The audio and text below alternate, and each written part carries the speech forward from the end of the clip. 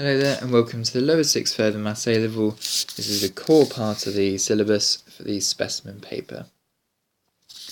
Okay, question 3. This is finding the determinant of a 3 by 3 matrix.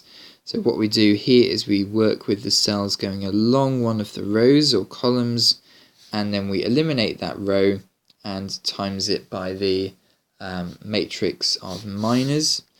And what we also have to follow as well, if we're following the top row, is we have to follow the matrix of cofactors as well. So let me explain in the example. The determinant of m is equal to, right, so we do 3 times, because that's the top left-hand cell, cross out the row, cross out the column, and we're going to have the matrix of 3 minus 1 k2. So all the values that are left when you eliminate the column and the row. And then we work along, but we also have to follow this matrix of cofactors. So it's going to be 3 times by negative 2, so minus 2, lots of, okay, so now eliminate the row, eliminate the column, and what have you got left? 2 minus 1, 1, 2. And move along further, it's a positive on the matrix of cofactors, 1, and eliminate the row, eliminate the column, what have you got left? 2, 3, 1, k. Okay, so now let's simplify. It's going to be 3 times 6, and then it's going to be 6 take away minus k, so that'll be a plus k, minus 2, lots of 2 times 2 is 4, take away minus 1, that's a 5. So remember, you always take away the other diagonal from the leading diagonal. Plus 1, lots of 2k, plus 3. No, sorry, not minus, plus 3. Minus 3, because you take away that bit. Okay, let's simplify this. We get 18 plus 3k minus 10, add 2k minus 3. And simplifying this, we're going to get 5 plus 5k. So that's the value for the determinant of matrix M. Moving on to the next bit, we have 3 planes, pi 1, pi 2 and pi 3. And we need to find the Cartesian form of pi 1 and pi 2. Let me just remind you what the Cartesian form is. It's going to be a times x plus b times y plus c times z equals a number. We'll call it p. Okay, so we need to find these a, b's and c's corresponding to this matrix and this matrix. Let's start with the first one. The first one's nice and easy. All we'll do is for r, we'll replace it with x, y and z. And then we'll dot it with 3, 2, 1. And that will equal 4.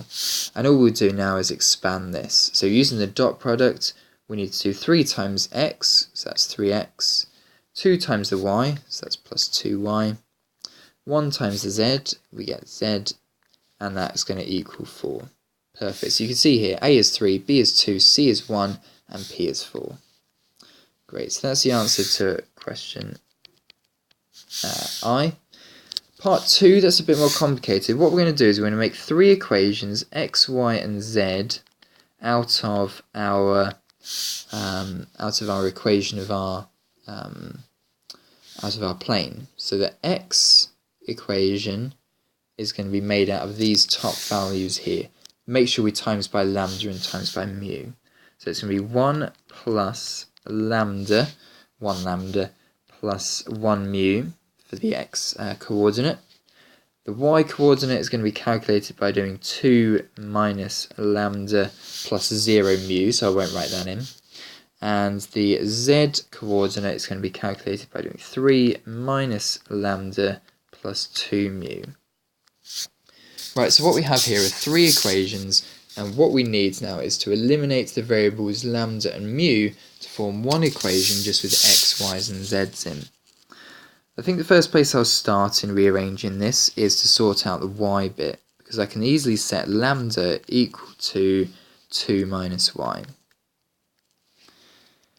Okay, let's now go ahead and substitute this into the x one and work out what mu is. So we're going to have 1 plus 2 minus y plus mu. So from this, rearrange to work out, or to make mu the subject. So we'll take away 3 onto the other side. We've already got the x over there. add the y onto the other side, and we've got x plus y minus 3. So this is what lambda is, and this is what mu is. And now let's substitute all of these into the z variable. So z equals 3 minus lambda, which was 2 minus mu. Add 2 lots of x plus y minus 3. Right, let's expand these brackets. So we're going to get z equals 3 minus 2 plus y from the double negative, plus 2x plus 2y minus 6. Okay, let's take the letters onto the right and the numbers onto the left. So we'll have 1 minus 6, that'll be 5 on the left. And we'll have 2x plus 3y. And we've taken away the z onto the side, so we've got minus z. So the Cartesian form of pi 2 is 2x plus 3y minus z equals 5. Perfect. Now we need to remember these for the second part of our, third part of our question rather. And the third part of our question is, given that all three planes, pi 1, pi 2 and pi 3 form a sheaf, use your answer to part A to explain why x equals minus 1, why k cannot equal minus 1. Okay, so what we need here is to go back to our determinant, and just remember these values in the matrix. We've got 3, 2, 1, and that corresponds to the 3, 2, 1 for our first plane. We've got 2, 3, minus 1, which corresponds to the values in our second plane, 2, 3, minus 1. And the third row here is our pi 3, 1k2, 1k2. Oops, this should be a z there. Okay, so what we have here is we have exactly, in this matrix, the values that correspond to the coefficients in our planes. So what we need to write to start with is, as M contains the coefficients to pi 1, pi 2 and pi 3, the determinant of M must equal 0. Oh wait, so no, it will equal 0. It will equal minus 1, won't it? So if the determinant equals minus 1, then 5 plus 5k, which is what we worked out as our determinant. Remember, a sheaf is where all the three planes intersect along a line, and there are infinitely many solutions. If the determinant was not equal to 0, then we would have one unique solution. So in this case here, when k equals minus 1, the determinant of this matrix here will equal 0. Okay, so that's what we need there.